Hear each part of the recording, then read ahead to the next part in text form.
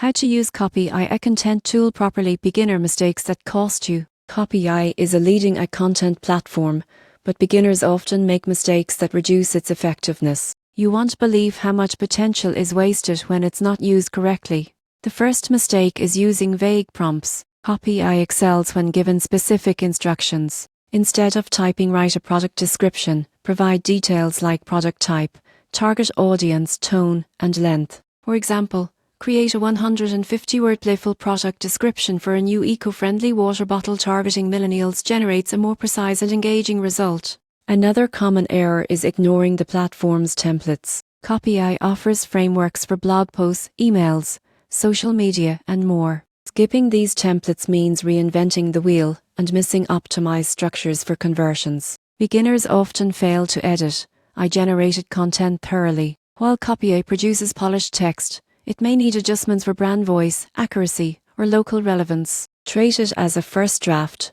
not the final product. Not leveraging collaboration features is another costly mistake. Copyai allows teams to share projects and provide feedback. Ignoring this limits efficiency, especially for marketing teams producing multiple campaigns. Finally, failing to test multiple outputs reduces performance. Copyai can generate several versions of the same content. Reviewing multiple options helps you pick the most engaging or persuasive version, improving results dramatically. To use Copyai effectively, create detailed prompts, use templates, edit outputs carefully, collaborate within teams, and test multiple versions. Avoiding these beginner mistakes ensures your generated content drives engagement, saves time, and boosts marketing success.